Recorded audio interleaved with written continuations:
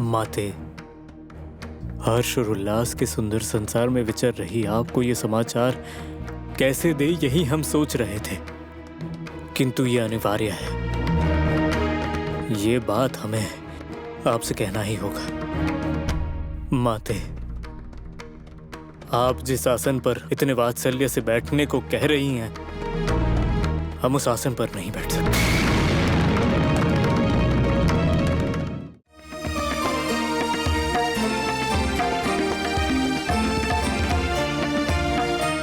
शतमानं भवति शतायुः पुरुष शतेन्द्रिय आयुष्येवेन्द्रियै प्रतितिष्ठति।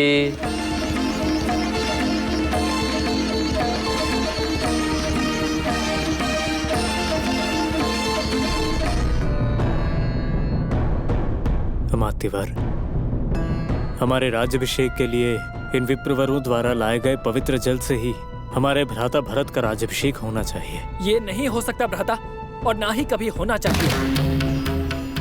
क्यों नहीं होना चाहिए लक्ष्मण? भ्राता, जो राज्याभिषेक आपका होना चाहिए वो भरत का नहीं हो सकता। भ्राता, वनवास के निर्णय को स्वीकार ना करें। सभी को ये ज्ञात है कि युवराज आपको ही बनना चाहिए। प्रिय भ्राता, शांत हो जाओ। ये क्रोध और आवेश का समय नहीं है। हम अपनी माता के पास उनका आशीर्वाद और आज्ञा लेने जा रहे हैं। तुम मेरे साथ चलो लक्ष्मण, अपने क्रोध को शांत करो।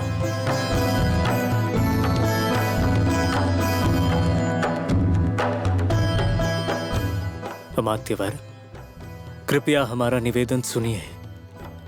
हमारे युवराज बनने पर आप हमें जिस प्रकार का परामर्श और सहयोग देने वाले थे, वही परामर्श, सहयोग और समर्थन युवराज बनने वाले हमारे भ्राता भरत को भी प्रदान करें। आपसे यही निवेदन है। जैसी आपकी इच्छा। महामंत्री के रूप में मैं अपने कर्तव्य का पालन करूंगा।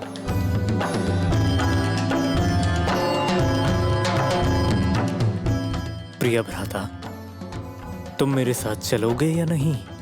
भ्राता, ऐसे प्रश्न ना पूछें। जहां राम होंगे वहीं लक्ष्मण होगा। राम के बिना लक्ष्मण का कोई अस्तित्व ही नहीं है।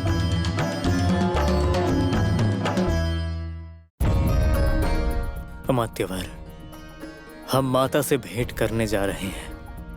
रामचंद्र, जो माता तुम्हारे राज्याभिषेक के आनंद में क्षणों की प्रतीक्षा कर रही है, उन्हें तुम अपने वनवास का निर्णय कैसे सुनाओगे?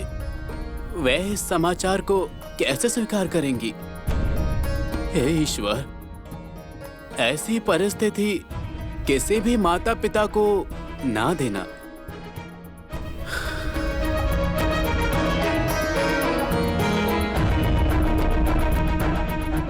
चलो लक्ष्मण।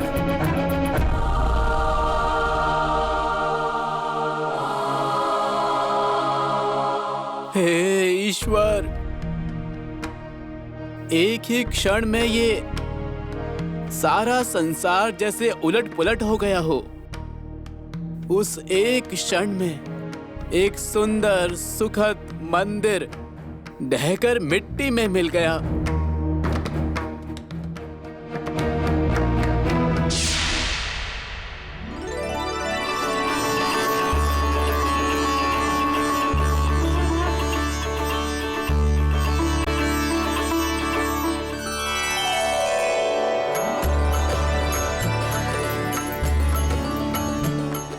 राम, चिरंजीवी भव। धर्मशील, महात्मा समान, राज ऋषि समान आयु और कीर्ति तुम्हें प्राप्त हो।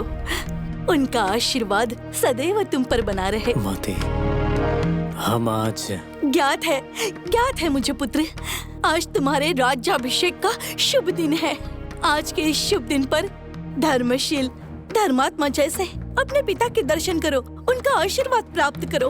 उनकी ही भांति तुम भी एक राजा बनकर सबको आनंदित रखो पुत्र। वो विषय नहीं है माते। इस समय हमें आपसे एक और महत्वपूर्ण बात कहनी है। तो बाद में कह देना, उसकी अभी क्या शीघ्रता है। अब राज्याभिषेक के पश्चात हम शांति से बैठकर बात करेंगे ना। ऐसा नहीं हो सकता माते। राम, आओ राज्याभिषेक के पूर्व इस आसन को सुशोभित करो। तुम जैसे युवराज के लिए यह आसन उपयुक्त है। आओ। क्षमा करें माता, हम विश्राम करके समय व्यतीत करने की स्थिति में नहीं हैं। क्यों पुत्र, क्या हुआ है? इस आनंद के क्षण में तुम्हारे मुख पर दुख की छाया क्यों छाई है पुत्र? क्या हुआ बताओ।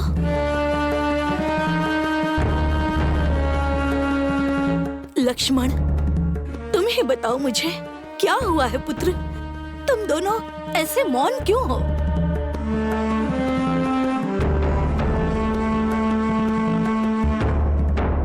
राम, बताओ ना, मौन क्यों हो? तुम्हारे इस मौन से मेरा हृदय भयभीत हो रहा है। मैं इस मौन का कारण बताओ पुत्र। विषय चाहे कुछ भी क्यों ना हो, मैं उसे सुनने के लिए उपस्थित हूँ। बताओ राम। माते, हर्ष और उल्लास के सुंदर संसार में विचर रही आपको ये समाचार कैसे दे, यही हम सोच रहे थे, किंतु ये अनिवार्य है। ये बात हमें आपसे कहना ही होगा। माते, आप जिस आसन पर इतने वात्सल्य से बैठने को कह रही हैं, हम उस आसन पर नहीं बैठ सकते। क्यों नहीं बैठ सकते? क्या कारण है? माते, हम जो धर्म सम्मत कार्य करने जा रहे हैं, उससे आपको, लक्ष्मण और सीते को कष्ट होगा। हम इसी क्षण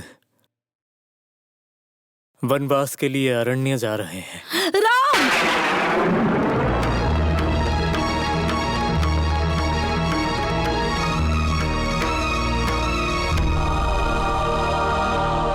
ये कैसी बातें कर रहे हो तुम? तुम्हें वनवास जाना होगा?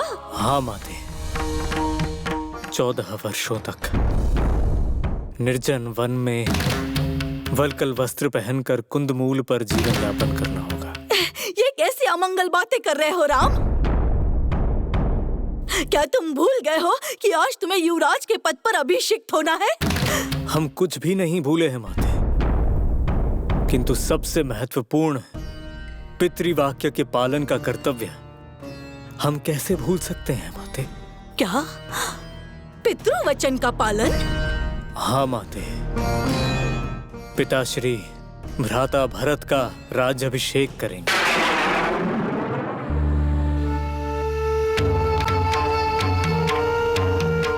पूज्य पिताश्री के आदेश अनुसार हम 14 वर्षों तक वन में तपस्वी की भांति जीवन बिताने जा रहे हैं। जीवन के अंतिम चरण में प्राप्त होने वाला वानप्रस्थाश्रम का अवसर हमें अभी मिल रहा है। ये हमारा सौभाग्य नहीं तो क्या है माते? नहीं, नहीं, नहीं, नहीं, यह माते! क्या है? माते, माते, माते, माते।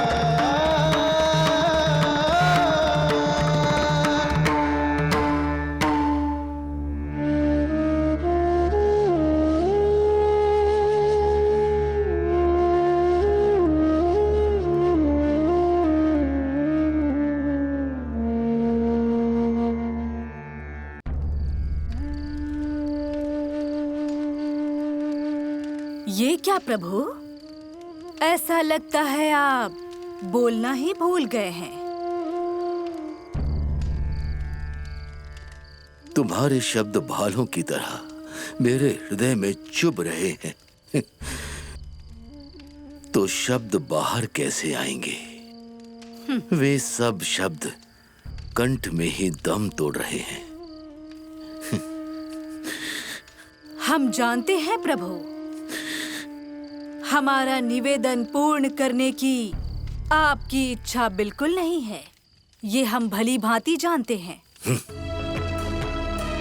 मेरी इच्छा अनिच्छा से तुम्हें क्या प्रयोजन? बस तुम्हारा हठ ही मुख्य है। पति का क्षेम और सुख तुम्हारे लिए कोई मायने नहीं रखता। सती का क्षेम और सुख पति के लिए मुख्य नहीं है क्या? बस करो। अपने कुतर्कों से मेरा मुंह बंद करने का प्रयास मत करो। तुम स्वार्थी हो, महान स्वार्थी। तुम्हारे स्वार्थ के लिए मैंने सब कुछ त्याग दिया है। किंतु एक बात सत्य है, इसके लिए तुम्हें दंड अवश्य मिलेगा, अवश्य मिलेगा।